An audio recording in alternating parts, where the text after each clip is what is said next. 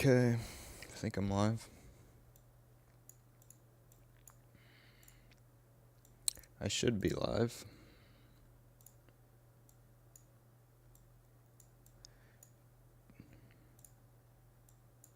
Can you guys hear me?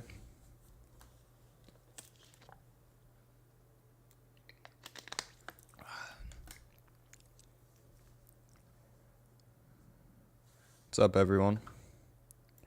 Alright.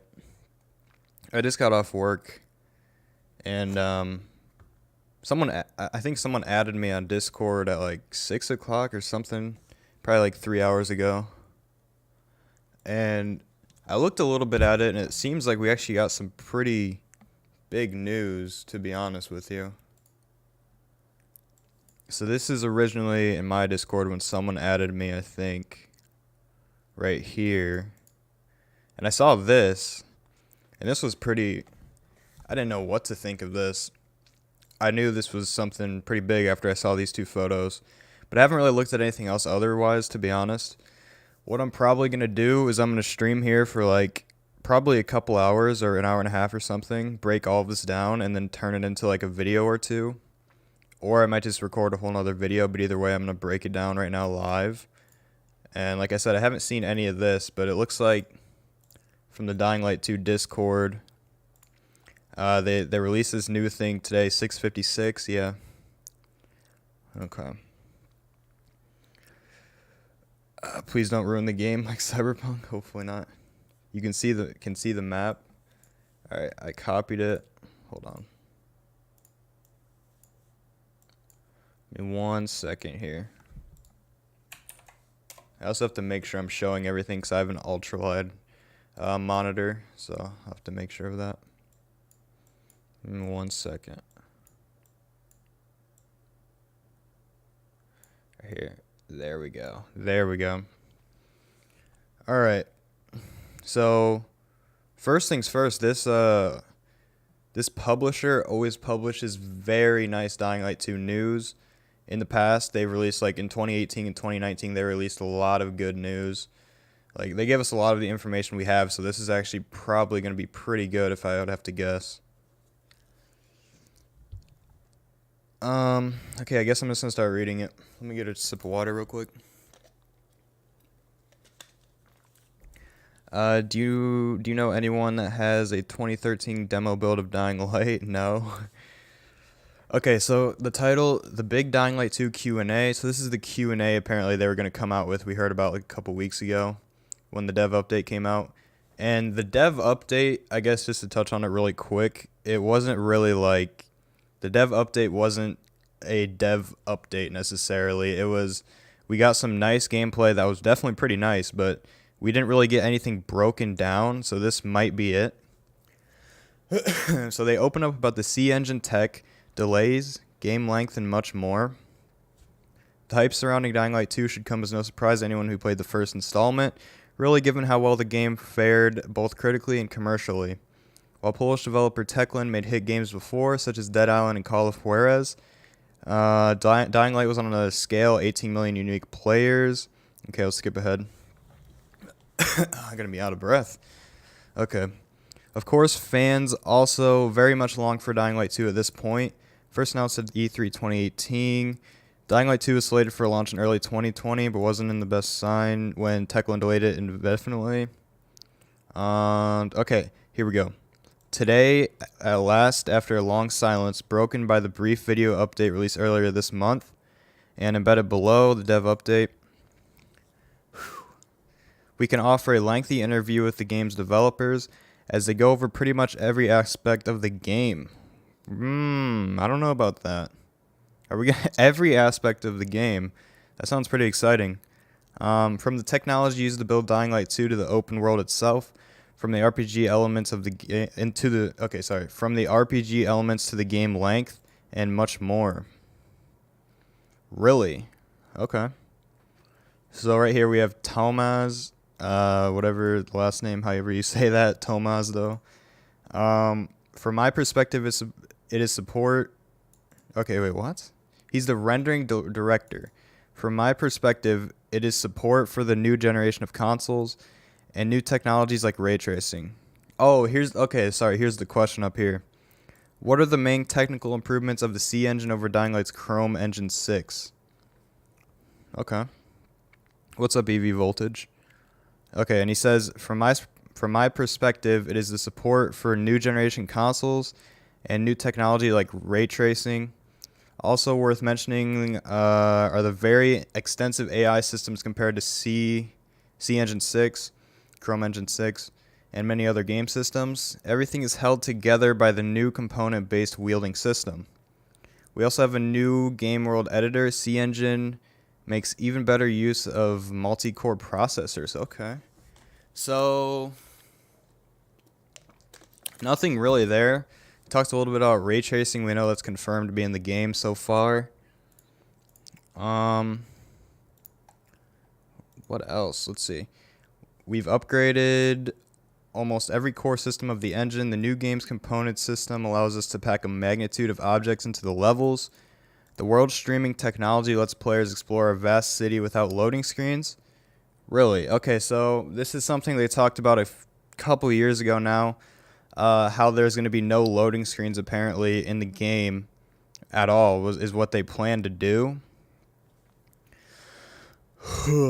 And now apparently they're confirming that there are no loading screens. No loading screens apparently. Now I don't know if that means at all. It says exploring our vast city. So between districts there's going to be no loading screens, it sounds like, which it could be believable, but no loading screens at all, if that's kind of what they're saying, it seems like. I don't know if that's going to be, I mean, we'll see. We've upgraded our physics engine to bullet physics featured in some of the most popular open world blockbusters. The brand new animation and facial expression system allows us to present lifelike characters. Thanks to the new artificial intelligence system, they not only look but also behave realistically. Okay. The audio system has been upgraded to WYs, whatever the hell that is, which led to more immersive sound design and support for interactive music. The new story system allows for branching narratives and large-scale changes in the world that players can shape through their choices. Okay, that was from Lucas, the senior technology programmer. How long is this? This is pretty long. It's a lot of reading, but we'll have to see. Hold on. How many? Okay. Okay. And where was I at? I was up here. So we haven't really seen too much in these first two paragraphs, to be honest. Is talking about, I guess, the new technology they're using. No loading screens, they're confirming once again. Nice to see that, I guess, if they can pull it off. How many infected can be displayed at once in Dying Light 2? Will there be veritable hordes like in Days Gone, for example? Okay. And then Andrzej, the game does. Okay, I can't say that guy's name, but the game engine director, he says, we have a different opponent design than in Days Gone. Our AI has been more diverse and complex behaviors, and they're fuck, I can't read right now. Will there be boosters in Dying Light 2? I don't know. Okay, so he says our AI has more diverse and complex behaviors, and their distribution is also different. Thanks to the new crowd system, we can display more infected than in Dying Light 1. And by using an extensive LOD system, we have also increased the number of stimulated AI. Huh. Hold on. So he's saying they have a new crowd system, and they can actually display more zombies or infected, whatever you call them, at once than they were able to in Dying Light 1. And, I mean, Dying Light 1 actually had a very good amount of zombies in crowds, to be honest. I mean, that would have been acceptable in Dying Light 2, I think, or something near that. But he's saying it's possible to actually get more than they had in Dying Light 1 in crowds. LOD system, I don't really know what that is. And he says we've also increased the number of stimulated AI. Huh. How much is everyone willing to bet this information is all lies? Well, it's not all lies just because They tweeted it out. Well, or not tweeted it. They put it on Discord. But if you mean like they're saying there's gonna be loading screens and if you mean they're saying there's not gonna be loading screens and there is, that's possible. He said, what exactly did he say? He said, "Let's players explore our vast city without loading screens." So he doesn't necessarily say there won't be any loading screens, but he says when exploring the city. So I'm assuming he's just meaning between all of the districts, there's going to be no loading screens, which could be viable. Like I said, I wouldn't doubt that. Yeah, I mean, I wouldn't doubt that. Okay. So far we've heard they're kind of reconfirming no loading screens, talking about how they can actually have more infected than in Dying Light 1 in one crowded area, which sounds pretty good. What's up, Benjamin? No need to really rush through this, I don't think. I mean, it's not too long, to be honest. Okay. A recent report mentioned that the C-Engine's complexity of use was partly to blame for the game's delays. Can you comment on this? Okay, that's interesting, actually. I didn't even really consider that. Them switching to a new engine might have been... Actually, I mean, I didn't even really consider that before. But Lucas responds saying, "The transition to C-Engine overlapped with the pre-production stage of Dying Light 2. Okay. I mean, okay. These changes were unavoidable in order to create the detailed world of Dying Light 2. Makes sense. Our developers needed time to adapt to the technology, and our engine department needed time to improve the user experience. They needed time to improve the user experience of the new editor." Yeah, I mean, makes sense. They need time to adapt to the new platform. And the early stage of C-Engine's development or deployment was a difficult period for our production, but it was necessary to fulfill the ambitions of Dying Light 2. Okay, well, he didn't really answer any of the question, to be honest. The guy asked, did it have anything to do with the game's delays? And he really just said, he started talking about the early development of Dying Light 2. And, I mean, like I said, he didn't really answer the question on if that had to do with the delays. He did say our developers needed time to adapt. I don't know. He didn't really say if it had an effect or not. He kind of just said they needed time to adapt, so I guess maybe. Right here we have a picture. Let me make sure you guys can see this. Yeah, you can. Boy Crazy here doing eye color reveal for 3K. Eye color reveal. So this is just a picture of the new C-Engine, it looks like. Interesting. I like that they're showing us actual pictures. Look at the top right. Why? What's on the top right? Oh, this? Yeah. Is that... What is that? Is that, I don't think that's really... Oh, PK Lightman 5. That's such a weird name. What does that mean? Lightman 5. I know it's Peacekeeper. It says Peacekeepers. But, what is Lightman 5? I guess it's just like a different variated model of the Peacekeeper. With, like, the shields and stuff. Huh. Yeah, I mean, the pictures are cool and everything, but I mean... City shapes, assets, maps. Okay. Alright, moving on to this part down below the picture. Dying Light 2's map was said to be 4 times bigger than the original game of Dying Light 1. And is that still true? Has there been any downsizing at any technical standpoint? From any technical standpoint? Lucas responds, C-Engine does a great job of supporting large-scale open worlds thanks to the world streaming technology. Okay. It's not the technology that limits the map size. Tools such as City Builder allow us to quickly cover huge areas with a realistic urban environment that can be rendered efficiently in game. Okay.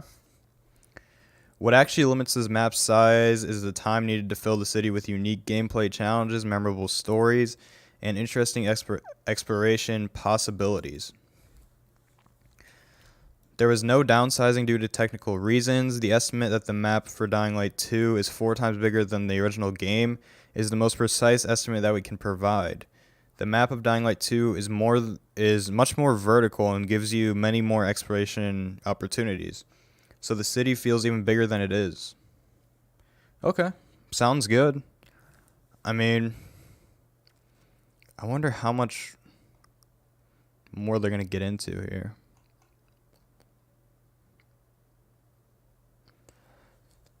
They're just talking a lot about technology and stuff.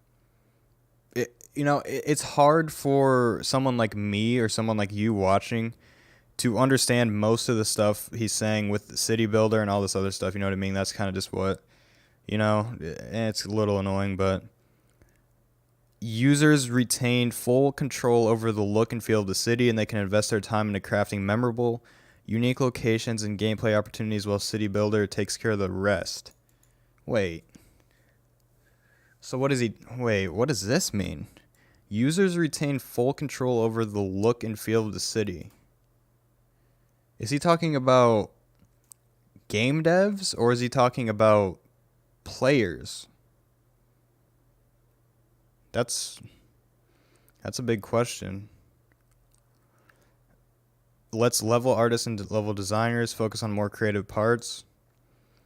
I think he's talking about game devs. Pretty sure he's talking about game devs. The word users is just weird to me though. Yeah, I think it's game devs. Let's read a little bit more. This way we can craft a more detailed, varied, and unique environment in a regular production schedule. Yeah, he's talking about the devs. Okay.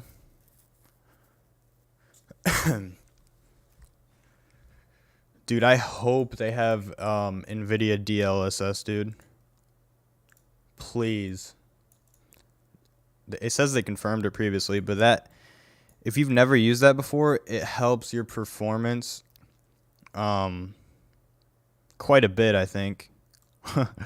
I just remember using it in like Call of Duty Cold War and Black Ops Cold War, and after I turned it on, the performance was so much better.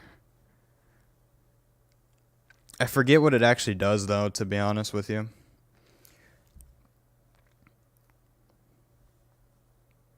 Or I don't know, maybe I turned it off. I just remember something with the DLS in Cold War, DLSS.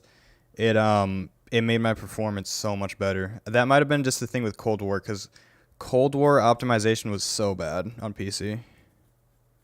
It was very bad. But anyway, it says you previously confirmed ray tracing in DLSS and PC version of Dying Light 2, which effects will be ray traced specifically. That's a good question, actually. Do you plan to use any other DirectX 12 Ultimate features, VRS, mesh shaders, sampler feedback in Dying Light 2? It might make the game blurry. And then upscales the game for... Yeah, that will be definitely a good thing for people with lower-end builds, hopefully. But I just remember it might not have been something with DLSS, or fuck, I keep saying SSSSS. It might not have been DLSS, but I used something on Cold War that was something like that, and it helped my performance so much. And like, keep in mind, I have a 2060 Super and a Ryzen 3600, and when I was playing Cold War, dude, the performance was terrible. I mean, terrible, absolutely terrible. I'm just tired of like these games on PC, the performance being terrible. Like Cyberpunk, both Cyberpunk and Cold War, I was able to run on like low to medium settings, getting like 80 or 90 frames, somewhere like that. Which I mean isn't the worst, but it's not anything to brag about either. So Thomas responds saying, all the effects mentioned, shadows, AO, and light reflections from the player's flashlight, So he says all of them apparently are going to be ray traced, possibly. And he says we're also experimenting with NVIDIA to expand the effects base.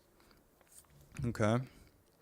Ray tracing is great technology. We're exploring new possibilities related to the DX12 Ultimate, such as VRS. I'm going to be honest, a lot of this stuff doesn't really matter to me. Ray tracing, I might be able to use it if I upgrade my computer to like a god computer. Maybe not. We'll see, to be honest. Mesh shaders are rather a matter for the next project. Or wait. Mesh shaders are rather a matter for the next project. What does that mean?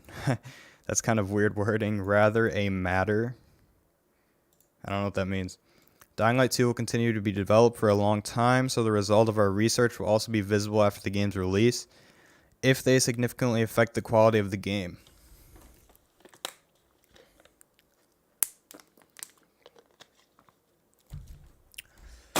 Whoops. I dropped my water. So yeah, like I said, like everything they've touched on to this point has just mainly been technology stuff, ray tracing. The only thing they've really said about the actual game is the fact that no loading screens. They reconfirmed that, and they said something else. I forget what it was. The crowd system. So they're gonna be able to actually have more zombies in crowds than they were able to in Dying Light 1. So that's something a lot of people are concerned about. Oh, they're talking about consoles now. Oh, this could get interesting. Xbox Series X, PS5. This could get really interesting for all the console players out there. I assume probably a lot of you watching. Okay, so the guy interviewer says, the first Dying Light game was originally scheduled to hit PS3 and Xbox 360. Before you decided to make it next-gen only, will this be the case for Dying Light 2 as well? Or are you keeping the PlayStation 4 and Xbox One versions this time around? If so, can you assure fans that you've tested the game extensively on older consoles? Thomas says, the main consoles have long been our priority. We make every effort to ensure that the game's quality on PS4 or Xbox One is the highest level. We started testing the older generation consoles much earlier than in the other projects. This was related to the scale of changes to the engine, and ambitious plans to create an even larger and more complex game than Dying Light 1. Okay. So, pretty much everything they've been saying. What I'm interested to see if down here maybe they talk about... Yeah, I'm just going to read this part. Are you dyslexic? No, I'm just tired, dude, to be honest. Okay, what do you think the capabilities of Xbox Series X and PS5 have worked for them for a while now? Well, it's also because when I put these things into words, when I'm reading this, I can perfectly understand this, but when I try to put it into words, it's just like, it gets mixed up because I'm not reading all these mumbo jumbo little words in between, like capability, like all those words. Like, I'm just skimming over it, you know what I mean? But anyway, it says Xbox Series X and PlayStation 5, have you been working on them for a while now? And he says, the new consoles are great equipment. A lot of progress has been made in the area of CPU performance and bandwidth. New capabilities and GPU speed is also impressive.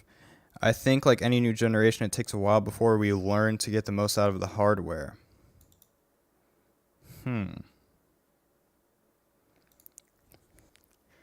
Not exactly the answer I would have looked for. But they are basically confirming that they've worked on them for a while now. He says having worked on them for a while now. The new I don't know. This response is just kind of... A lot of progress has been made in the area of CPU performance and bandwidth. But there's a lot to learn. Doesn't really give us that much insight, to be honest. Will Dying Light 2 feature a 60 FPS or performance mode on Xbox Series X and PS5? Also, will there be a mode that supports ray tracing on these next-gen consoles? Yes, we plan to allow you to choose quality, performance, 60 FPS, and 4K. That's really good to hear. 60 FPS, 60 plus FPS. As we are working hard on performance, I cannot provide more details at this point. We're going to cram everything we possibly can onto the next gens. Okay. Huh. Oh, now we have Time and Smectala actually talking here. I'm offended on the half of people with dyslexia that have nothing to do with me. Ugh. Like I said, I don't have dyslexia as far as I know. Maybe I do. What are you gonna do about it, though? Okay, so we actually have Time and Smectala saying here. What was the question? How does the open world of Dying Light 2 stand out from the myriad of open world games now available on the market? Okay. I'm out of breath, to be honest. Oh yeah, I forgot to look at the picture. It just looks like a picture from their dev. I mean, it's really nice that they're providing pictures, to be honest. Wait, this is the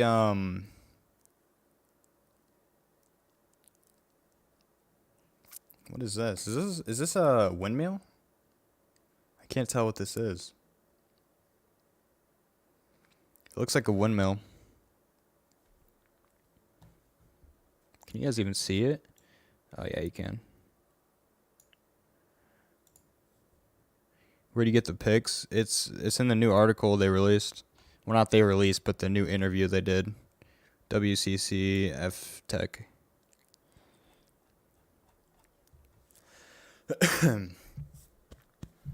Hold up. But anyway, now I want to get to Time's response. We have a lot of respect for other developers working on open world games and the games they've made. Each one brings something new to the table, something unique, twist, or mechanic. For me, the most important aspect of Dying Light as a series is how vertical and truly open world it is. They keep talking about the verticality of Dying Light 2. Which we've seen a lot of tall buildings, but it almost seems like we're going to be able to explore, like, I don't know. I feel like they wouldn't be saying this if we wouldn't be able to explore through, like, the skyscrapers and stuff we've seen so far. Where was I at, though? How vertical and truly open the world is. Of course, there are great open world games that offer players similar freedom, but ours is unique, and that is all seen from a first-person perspective, which really brings the immersion up a notch. With Dying Light 2, we introduce an additional element, the ability to change the open world. The gameplay space through your choices. By making different decisions, you introduce different gameplay mechanics to your game. Okay. Example, exploding card traps or other crazy contraptions. This way you really shape the world around you, and it's a truly empowering feeling. Okay. Are there any random dynamic encounters or events such as Red Dead 2? That's a really good question. I gotta say this, I haven't been to every stream. That's been... I mean, how would you be to every stream? There's a children folder. Shut up. What do you mean? There's not a children folder. Up here? What are you talking about? It's not a children folder. Oh, there is a children folder. What? Generator name. Maximum align distance. Seed. Underground. Infected population. This is weird. What the hell? Huh. Like I said, I don't know. I like goes right over my head, so I'm not even gonna try to theorize what it could be. Yeah, there is a children foldover. Or a fucking, not a foldover, a folder. Thinking of work. Fucking foldover. Okay, so yeah, are there any random events like in Red Dead 2? Timon says, absolutely, there are a lot of stories in Dying Light 2's world. We were holding back with this aspect of the wait. What? We were holding back with this aspect of the game. What? As we wanted to use it as icing on the main story narrative cake. The main Huh? Absolutely, there are a lot of stories in Dying Light 2's world. We were holding back with this aspect of the game as we wanted to use it as icing. So they mean they were holding it back from being shown off? Is that what they mean? That's what he sounds like he's saying? I guess. Because we haven't, he's right, we haven't really seen any random events yet in any trailer or anything. So he basically said we're holding it back to use as icing on top once you play the game, I guess. We have introduced them relatively recently. Ooh. Roughly in the second half of last year. Really? Wait, that's actually really interesting. They introduced random and dynamic okay. They introduced random events. Like, Red Dead 2 is basically known for its random events and like other stuff like that you can do in the world. They introduced them in the second half of last year. Wow. That's surprising but good to hear at the same time. It's good to hear that they're actually they're admitting that they only I would have thought they had these in a while ago, to be honest. Like, at least some form of them. It's not clear how detailed they're gonna be, but yeah, that's pretty good to hear that they actually have been using the development time to good use. And he said, and they've added a lot of life and vibrancy to our world. Makes sense. Wouldn't doubt it. I think that means he wants to focus on the main story, not random ass quests. No, he said there are a lot of stories in Dying Light 2's world. We were holding back with that aspect of the game because we wanted to use it as icing on top. And it makes sense now because they only recently implemented random events, random little story events in the open world. So they didn't really work on that until the second half of 2020, he said. So they did wait. They finished. So just from this, he's implying that the main story's narrative is pretty much done, right? If he's saying that they were holding back, they wanted to use it as icing on top, and if they finally did implement it, then the main story has to be done, right? That would make sense. That would definitely make sense. I hope they ask a question like, how far does the actual story have to go, or is it done? I hope there's one of those questions in here. Another sip of water.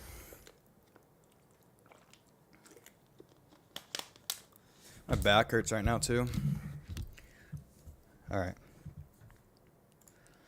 Okay, we were right here. Is Dying Light 2 still heavy structured around RPG-like choice and consequence system, or have there been any changes? Absolutely, it's another cornerstone of the project, but as we... wait.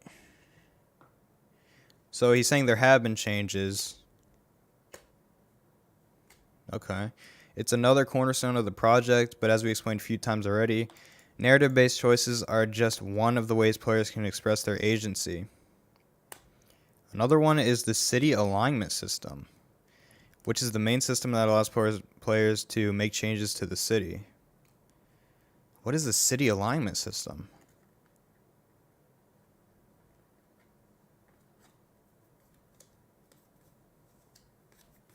I don't know what the city...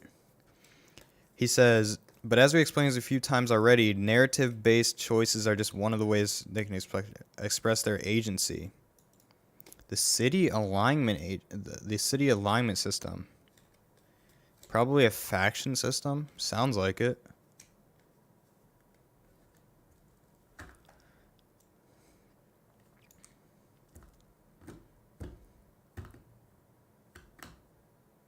It's basically choosing to talk with the renegades versus not. Well, so he says narrative-based choices. So the choices we saw in the demo are just one way players can express their agency by making decisions through choices. And then he says another way is the city alignment system. So it's something not completely different, but something different than just making choices, you know what I mean? He's saying the city alignment system. He says they've explained it a few times already, though. And I feel like I would have known about this already if they had. Or maybe I'm just tripping. Yeah, I played the first one, yeah.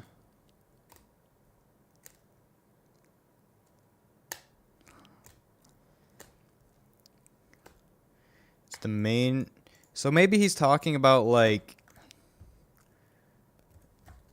when we meet Jack and Joe or whatever the hell their names were at the water tower.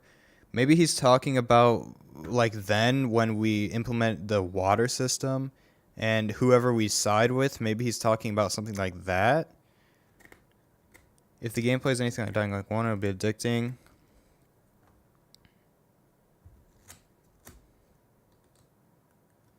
Okay. I might come back to this. I probably will come back to this later because this is interesting. He says about, like, the choices, but he says another way. We'll come back to that in a little bit later. It's a very vague statement. Can you talk about the protagonist Aiden Caldwell a bit, since we know so little of his background? Okay. The thing about Aiden is it's hard to talk about him without any spoilers. When it comes to his storm, we still want to hold the cards close to our chest. What? That's such a weird way to describe it. I feel like some of the wording in this article is really weird. He says, and when it comes to his storm,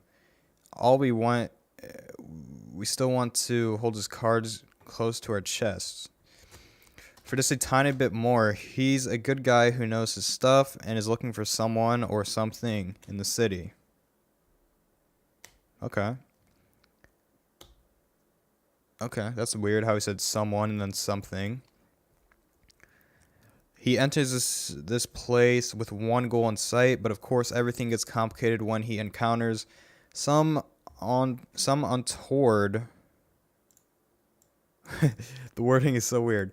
He encounters some untoward individuals fighting for control over the city. He enters the city with one goal in sight. That's really interesting. I mean, we already kind of knew that, but remember the devs have an accent? Yeah, they're from Poland. Like the wording right here, he encounters some untoward, like I don't even know how to say that. It's like toward, but untoward. I've never heard that before. Untoward individuals fighting. Is that a thing? Like, what does that even mean? Maybe I'm just stupid. Unexpected and inappropriate or inconvenient. I guess I just didn't know that word, to be honest with you. So it's just like, I've just never heard anyone use that. So it's just like he came across this unexpected situation. And the story is quite important to us, and we don't want to spoil too much about it too soon. Okay, makes sense. Okay. Will there be any companion NPCs you can be recruited in Dying Light 2? What about romancing certain NPCs? Oh, I'm really excited to hear his answer. I am really excited to hear his answer. Oh boy. Oh boy. Okay, I'm just gonna go right into it. You'll meet plenty of interesting characters, and some of them will accompany you through I can't talk, guys. Sorry. Some of them will accompany you during various missions. There are also moments where NPCs join your side during gameplay in an emergent, systemic manner. There are also moments when NPCs join your side during gameplay in an emergent, systematic manner. Okay. But there's no mechanic of recruiting any NPCs to your crew. Crew. That's such a weird way to say it. But it's an idea which I very much like. So maybe in one of the DLCs, who knows?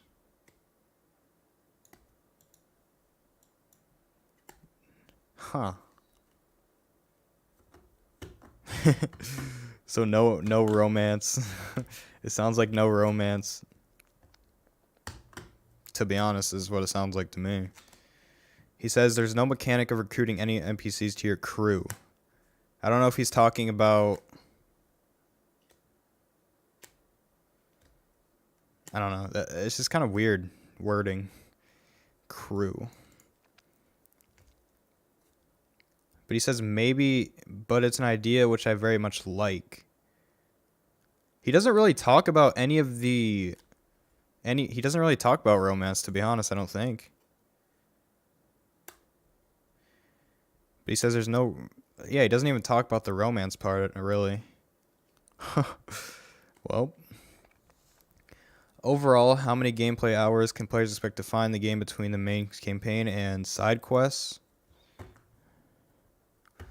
If you rush it, you should be able to finish the story in roughly 20 hours. Yeah, we've known that. But to see it all, you have to spend 2 to 3 times more than that. Our opening area alone can last for over 7 to 8 hours. Our opening area alone. Huh. Opening area. It can last from 7 to 8 hours. If you want to explore every nook and cranny, there's absolutely a lot to play here.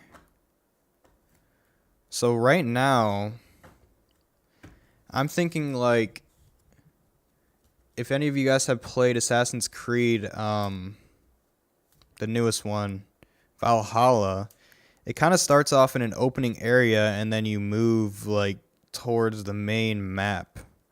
So it sounds like the opening area isn't going to be inside of the city, which we've already kind of known for a little bit. But it's going to be a question of, does he start in a different city? Does he start just outside of the city? Because I feel like in the very beginning of the game, I feel like there could actually be a lot of combat, like with zombies. There could be a lot of zombie gameplay in the beginning of the game. Just off of what I'm thinking. If he's saying there's 7 to 8 hours if you want to explore every nook and cranny. And the opening area. So the opening area for sure is not the city. For sure not the city. It's going to be interesting.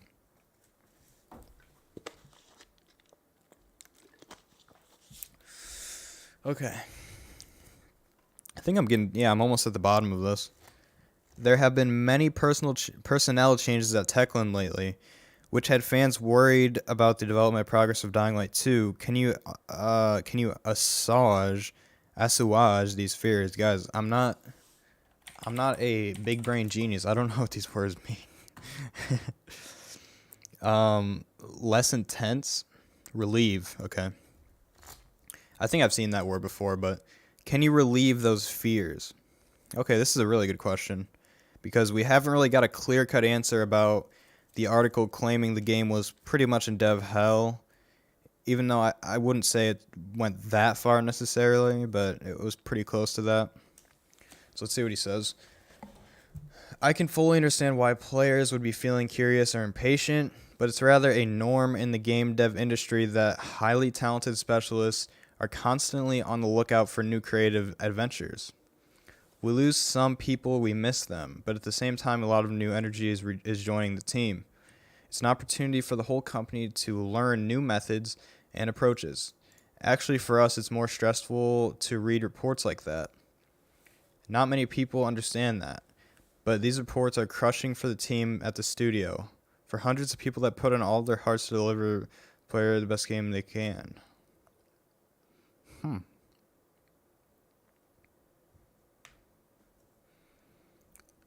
Uh, I do understand why it would be stressful for sure to read reports like that. It's just, we haven't. I don't know. I don't even know if I'm really going to touch on that right now. We just haven't really. I guess it just sounds bad. The reports make it sound so bad. It's weird. When will we see new gameplay? Is the release really coming soon, as mentioned on the Steam page? Is it really coming soon? We plan to restart our communication very, very soon, but some gameplay has already been released. What? Oh, well, yeah. We plan to restart our communication very, very soon. Okay.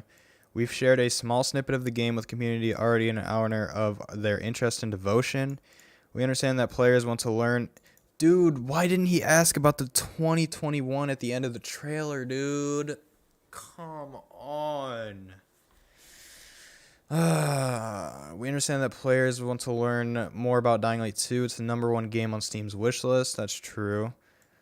Now that Cyberpunk came out. Okay, I'm just going to say something really quick.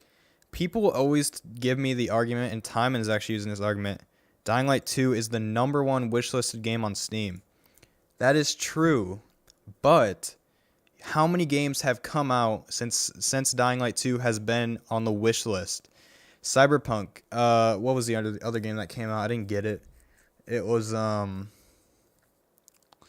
don't know what it was called, but the point is that there have been so many games that have come out since Dying Light 2 has been on the wish list. Dying Light 2 has been on the wish list for like 4 years now, or like three years now since it got announced back in 2018 or whatever, 2019, whatever. It's been on the wish list for so long that it's bound to be at the top, pretty much. Like I said before, there have been multiple games within the past year that have come out and have pushed Dying Light 2's ranking up. Like Cyberpunk, I forget what the other game's name was. It was like it was a PS4 exclusive that came into PC, but like I said, it's bound to be up there. I mean, it's still a really good thing. It's a really big game. It's going to be a big game once it comes out, but I'm just saying, like, it's been on the wish list for so long that's bound to be there. And he says, but we really needed time to make sure we wouldn't start talking about the game too early. Let me assure you that we also felt the community's pressure very strongly, so I hope it'll be easier for everyone. Man, he really should have freaking... He really should have asked about the 2021 at the end of the dev update trailer. That was a must-needed question, dude.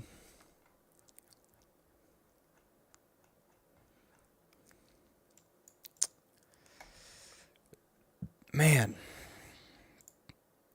That makes me mad that he didn't ask that question. How 4 years? No, like 3 years. They announced the game back in 2018 now. The point I was trying to make, though, is that, like, look, I'll just go to, like, how do you go to the wish-listed games anyway? I think you have to Google it. But the point is that all of the games that were above Dying Light 2 on the wish list, like the wish list, have already come out. So Dying Light 2 just keeps getting pushed higher and higher and higher until it was #1. I mean, I'm just saying, like, that's just what happened. I remember hearing about this game in 2018, Christmas, going to realizing it wasn't out and realizing it would come out for the Christmas last year. On top of the search in store, really? Oh yeah, true. No, that's just my wish list. That's just my wish list. It doesn't show it doesn't show like the ranked wish list, I don't think, on Steam. Maybe it does.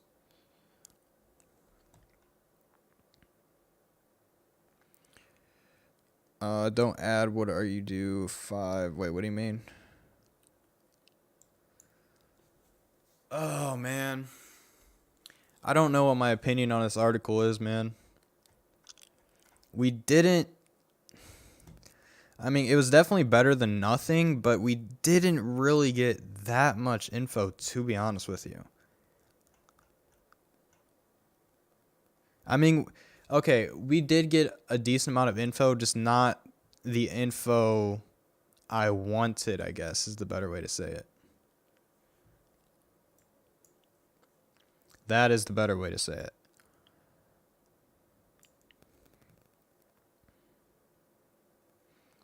What are you guys talking about? I'm 3. What are you guys talking about?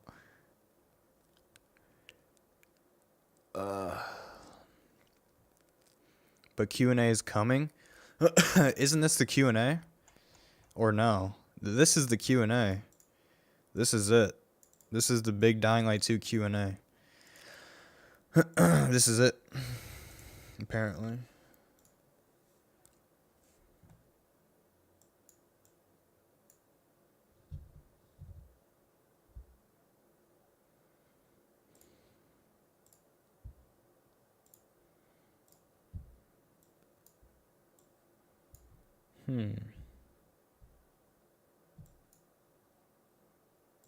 It's a block.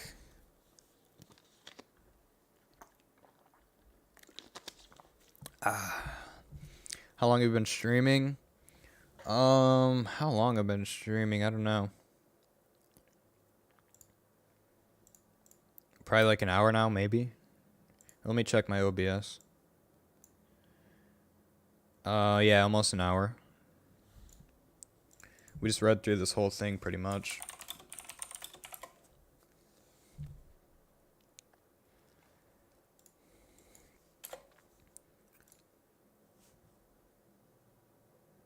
To find the ranked wish list thing, use Control F. What do you mean? There will be a Q&A video later on.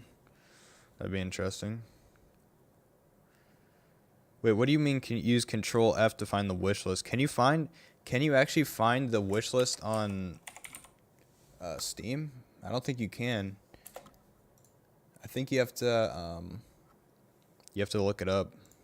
Like Steam top wish list. Like you have to look it up, I'm pretty sure. I don't know, you could probably find it on like this is basically Steam.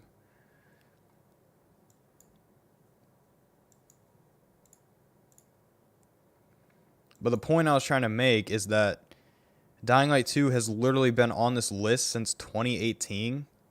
So it's bound to have been the most wishlisted game. You know what I mean? Like Cyberpunk was above it. The other game, I forget what the hell the name of it was, but that came out. That was above it. I mean, it's got some hype, but what's your computer specs? 2060 Super and Ryzen 3600.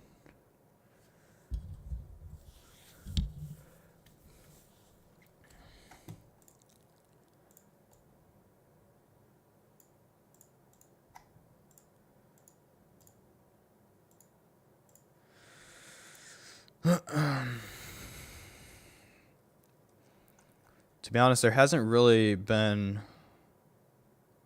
surprised New World is still on here. They had like early access and everything.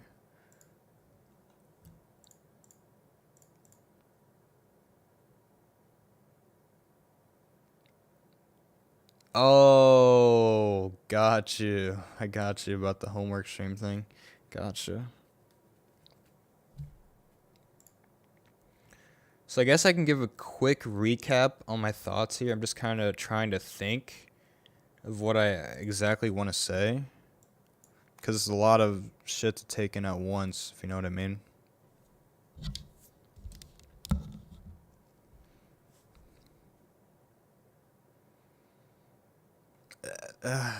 Okay. If you want a quick recap of what this actually says, the first half, they talk about everything with their new C engine and all of the technology about the game, ray tracing, stuff like that. It's not going to be really super helpful information to you unless you understand all of this in depth. It might be then. Where we actually start getting good information is when, like, there's good information here and there. Like they said, no loading screens still is going to be a thing. They said that their new crowd system actually allows them to have more zombies in one area than Dying Light 1.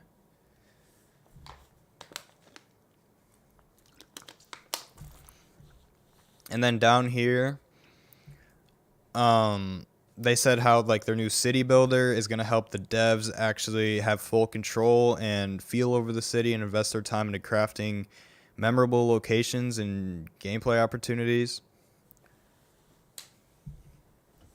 But like, as far as the first half goes, there's not a crap ton of information, to be honest. I mean, there is, but like I said before, you have to really, it's just like all technology. It's all about their new C engine, ray tracing, stuff like that. And then we start getting into the consoles in the middle here, and they basically said the same thing they've been saying for a while now. They say kind of how PS4 and Xbox One is the main priority right now, pretty much. And then Thomas actually said how the new capabilities of the Xbox Series X and PlayStation 5 actually is impressive, but it's going to take a while to get the most out of the hardware. And chat disappeared. What the hell? Sorry. All right.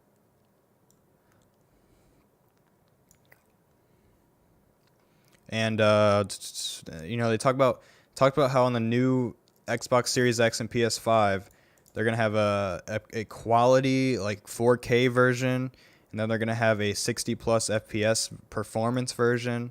Definitely good to hear if you're planning on getting those. I'm probably going to pick one up. I don't know when I'm going to pick one up. Probably, I don't know. I keep telling myself I'm going to get it in like 6 months, and I keep waiting longer because there's really no games I need to get an next-gen console right now for, but and then when Timon talks, to be honest, when Timon started talking, I wasn't super impressed with like some of his responses. I mean, wait, actually, I want to go back to this part here.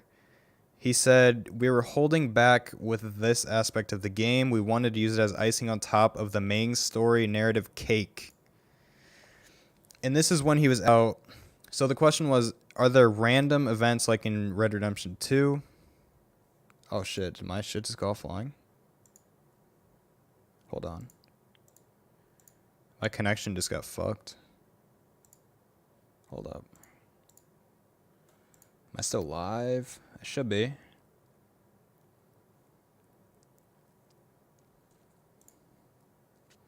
Am I still good? Boys in chat, am I still good? My internet's screwing up right now, I think.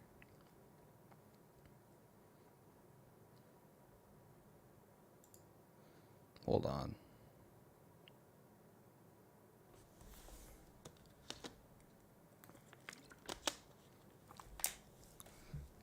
Can you guys hear me?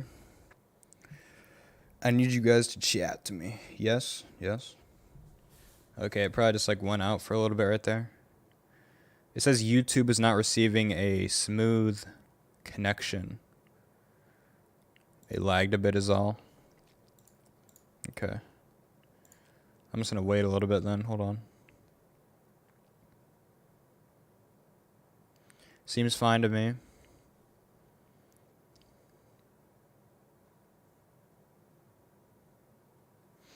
All right, so like I said, I'm just going to keep going. They said when he basically asked them, are they going to have random events similar to the ones in Red Dead Redemption 2? Timon responded, yes, but they were holding back with the random events at first because they've wanted to finish the main story, it sounds like. He says, we wanted to use it as icing on the main story's narrative cake. So just what I'm getting from that, it sounds like they wanted to finish the main story first, finish everything up with that, and then, like he said, we have introduced them relatively recently. roughly in the second half of last year, which was second half of 2020. Oh, fuck. And then, I'm so out of breath. Then he said, so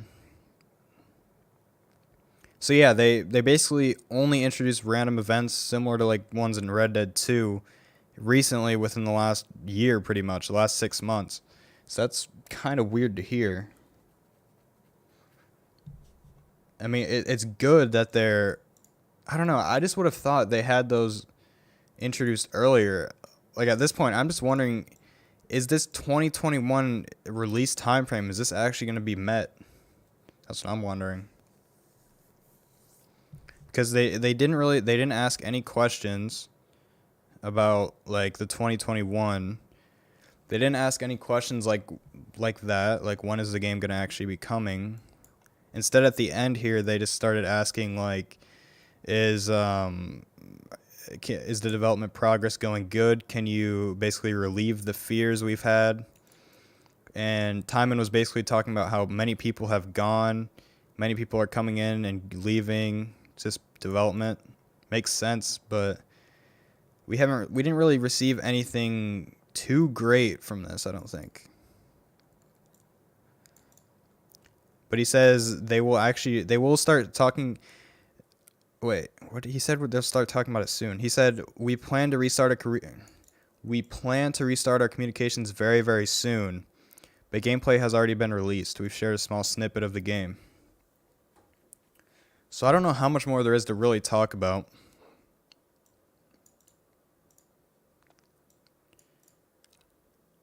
Like most of the answers we already got here, to be honest, are old answers we've already known. And like the part where he was asked about romance, where is that at? He asked about what about romancing certain NPCs. Timon didn't even really talk about it, to be honest. He talked about can people be recruited in Dying Light 2, like to your crew, I guess. And Timon said there's no mechanic of recruiting any NPCs to your crew, but it's an idea which I like very much, so maybe in one of the DLCs. But he didn't actually respond to the part where he said, will there be romancing? Kind of a bummer, but... And that's pretty much everything that was actually important, I think. Oh, this thing. I totally forgot to come back to this. This little response right here is so interesting. Very interesting.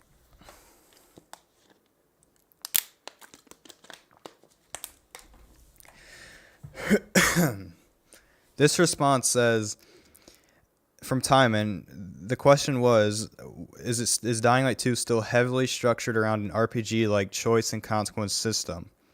Or have there been changes? And Timon says, absolutely, it's another cornerstone of the project, but as we explained a few times already, narrative-based choices are just one way players can expect their agency. The wording's kind of weird, like I said before, but... And then he says, another one is the city alignment system. The city alignment system. I don't know if it's just the name, but it's not ringing any bells to me.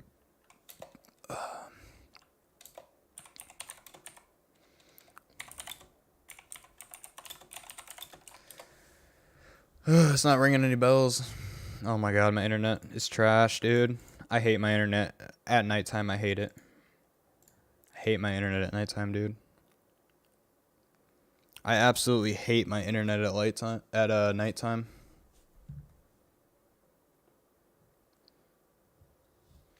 What's up, CJ? It doesn't need romance. It does need romance, though. Or, I mean, the point... He didn't even talk about it, though. Like, he didn't even really acknowledge it. Like, the end question there. But this whole city alignment system, I don't know what that is. It is the main system that allows players to make changes to the city. So, is he talking about, like, when we were able to give out water through, like... Jack and Joe, I'm pretty sure were their names, or we were either able to kill Jack and Joe and give out water with like the peacekeepers or scavengers, who whatever. That sounds like the city alignment system. But he says narrative-based choices are only one way players can express their agency. Another one is a city alignment system. So making narrative-based choices, like we saw in the demo where we made specific choices, he's talking about there's another way, which is the city alignment system. What is that? I don't know what that is. Maybe it's an honor system within the city. That's my guess. Yeah, but it's just the fact that he says as we explained a few times already. Even though I don't think we've heard anything about this city alignment system. City alignment equals faction? I don't know. It would make sense, like your faction alignment, which is the main system that allows players to make changes to the city. I wish he would have explained that a little bit more, the city alignment system. Because as of right now, what we've been told is that we actually are not going to be able to join specific factions. That's what we've been told so far. And that we wouldn't actually be able to lead certain factions, but we would be able to help certain factions to an extent. But this sounds almost like the city alignment system. It's just weird how he says we explained it a few times already, but then he says the city alignment system is, like, he says it as if we know all about it, but we don't. You know what I mean? It's just weird.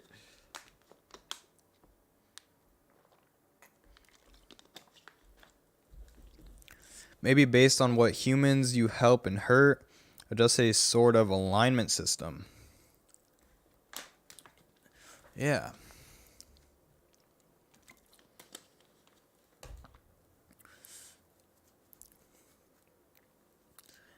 It's the main system. It also says it's the main system, so like what you've never explained what?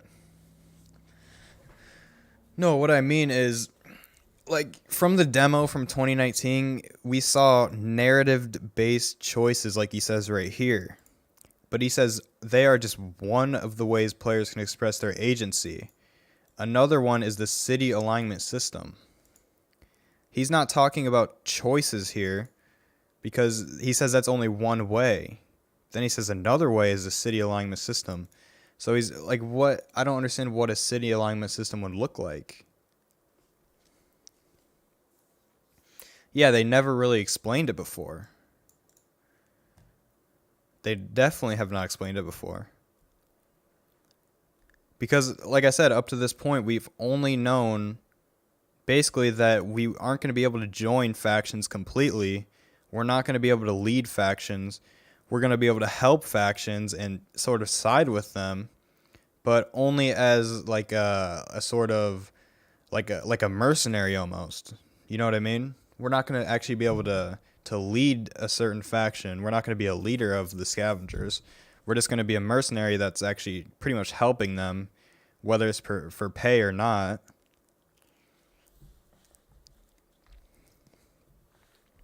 Is it something within the gameplay or something technical because it says it allows players to make changes to the city? That's what I'm wondering. It's for sure not narrative-based choices. I think a lot of people are going to skim over this. The city alignment system. It's something, it says it allows players to make changes to the city. And the only thing we've really seen so far that is kind of like that is where we side with either Jack and Joe and give out water, even though the area will become filled with bandits, we know that. Or we either get rid of Jack and Joe and we give out water through like the peacekeepers, I think the faction option was. That sounds like the city alignment system. That sounds like the city alignment system. For sure. The question is, how far is that going to go? It still just seems so unexplained because the part where we side with Jack and Joe, that's also a narrative-based choice. You know what I mean? It's a choice still. I just really wish he would have explained this city alignment system more, because we haven't heard of this before, as far as I know. Maybe easier to parkour the city? No. It's definitely something to do with like it's like he says, making changes to the city.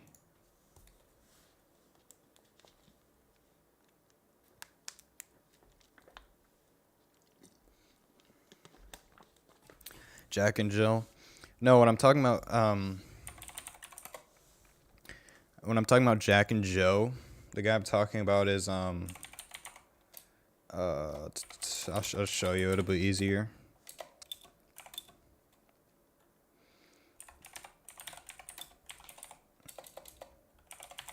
It'll be easier to just show you.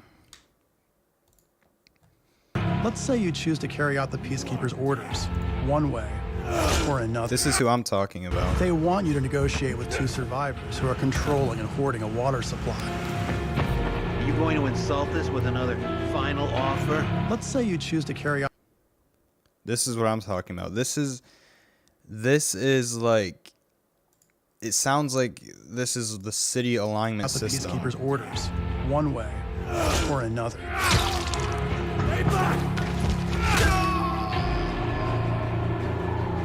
After this, you'll start seeing a significant change in the city, as access to the water supply has allowed the Peacekeepers to bring stability and develop the area.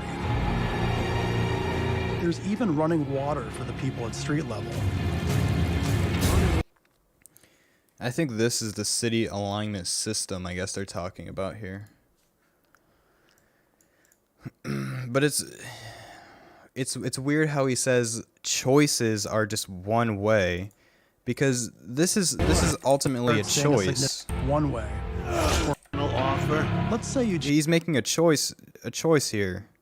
It's still a choice. But he almost says this part as if it's like, you can make choices, but that's only one way you can express your agency. Then he says, another way is the city alignment system. You know what I mean? Like, he almost says like it's something completely different. I think it might just be the wording. The wording is definitely just really wonky.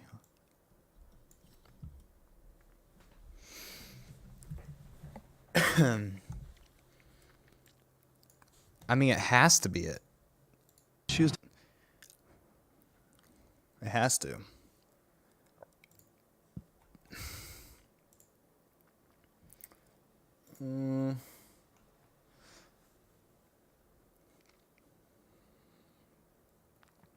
It's saying choices are only one way, so I'm guessing it's like an honor system, because that's not choice, you know? Yeah, that's what's really tripping me up, is that it's not a... He's basically saying you can make choices, that's only one way you can express your agency. And then he says another way is the city alignment system, which it sounds like he's saying it's completely different than making a choice, you know what I mean? A chaos level of Dishonored. I don't know, I'm not familiar with it. My internet's trash right now, though. I can literally see it fluctuating.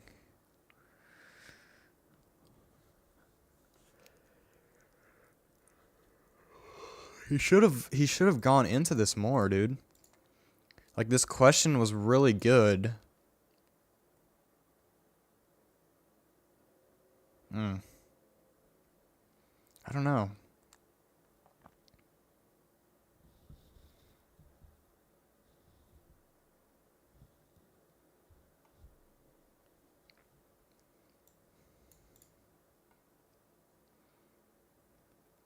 Rip internet, true.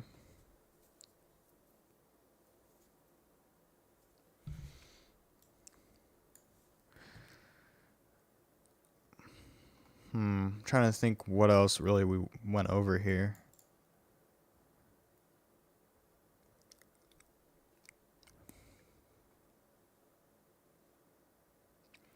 Oh yeah, with the map size, they confirmed that that's still basically the most precise estimate we can provide. Um, what else is there really even in here? I mean, we talked about the C engine, we talked about City Builder, we talked about all the technology. Then we went down here. We talked about ray tracing. Then we came to talk about the consoles. Basically, they just said their main priority is still PS4 and Xbox One, even though there's great equipment with the new consoles that is impressive, but it's going to take a while to learn how to get the most out of the new consoles. It talks a little bit of how the new consoles will have performance and quality settings, like 60 FPS or like 4K. And then we basically get Time and Smectala coming in, answering a few questions about random stuff, like will there be random events? He says how they implemented it in the second quarter of 2020. And they talk about the city alignment system, which I'm assuming at this point is like where like the water situation where we either side with Jack and Joe, I'm pretty sure their names were, or if we side with the peacekeepers. And either way we go, it'll give us different outcomes. And then what does he say down here? And then down here, basically to sum it up, we get a lot of questions with, I mean, we just get a lot of questions without really any answers. Like, we get answers, but the questions we do get answers to, we've already known for a while now. Like, it's going to be 20 hours. It's probably going to take like 40 to 60 hours to actually finish the game, playing through everything.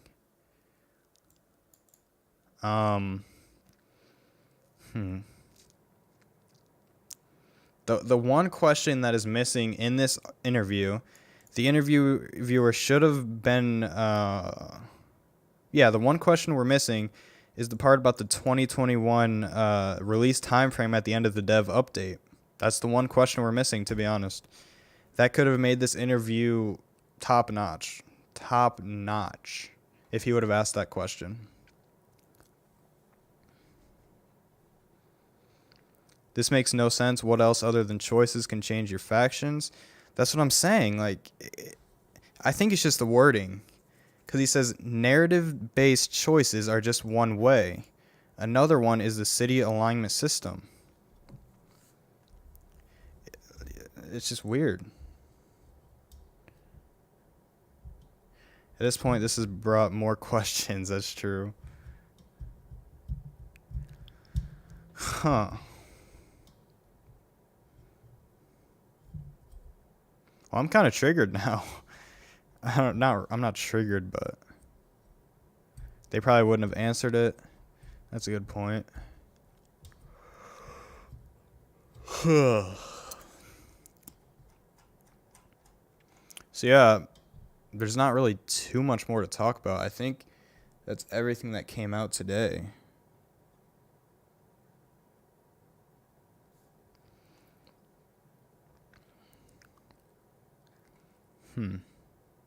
I want to say something as a wrap up, but I don't know. I'm probably just going to take some of the stuff I said in here and cut it up into a video, to be honest. It's going to be easier for me.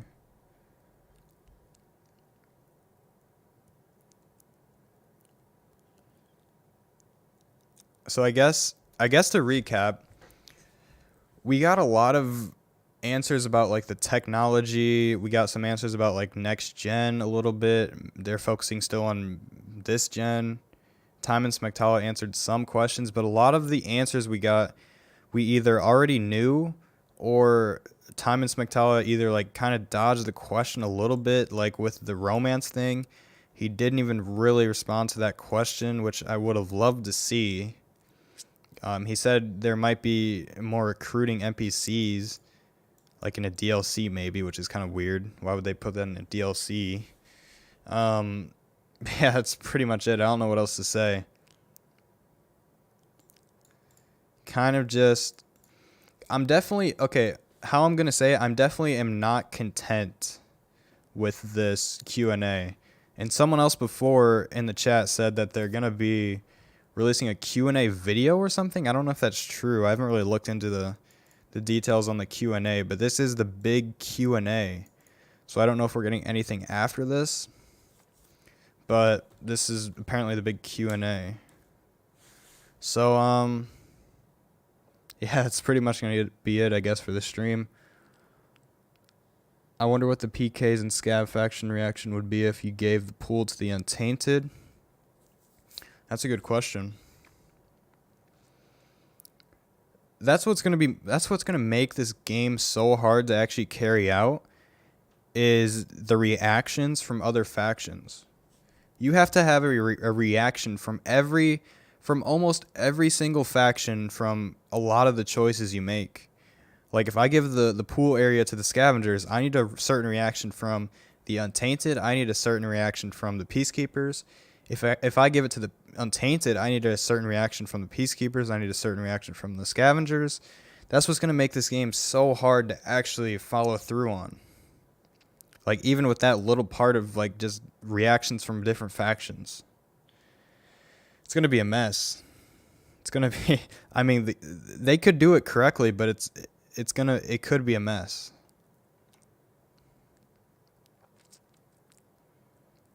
I think they mean that your narrative decisions are going to change the factions and other things, like killing faction members. Yeah, probably. It's just the wording on that was really just so weird.